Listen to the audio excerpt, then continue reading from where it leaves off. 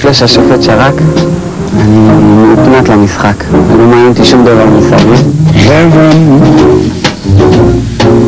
I'm in heaven,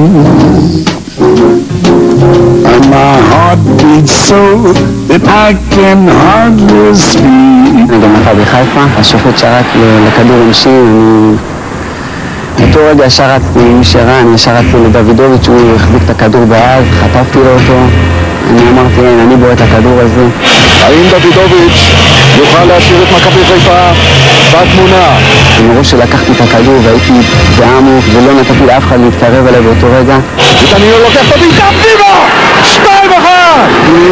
לא יכול לעצור אותו באותו רגע. גם סאריץ' וגם דודן וגם כולם. אז רצתי ועברתי את כולם והגעתי לקהל של חיפה והראיתי להם שהעולם גלגל, כדור עגול, לא היה כדאי אני להתחיל איתי. אני מאוד מאמין. אני בסופו של דבר אני חושב שאני אסיים עם כדורגל, זה מה שאני רוצה להיות, לחזור בתשובה. אני מאמין שיש מישהו ששומר עליי למעלה. פעם הכדורגל משוגע, אני בסך הכל מה, תראו אותי, רבע עוף, במי אני יכול לפגוע? אבל אני מבטיח לכם ברגע זה שזה האדום האחרון שאני אקבל. זה מה שתגיד.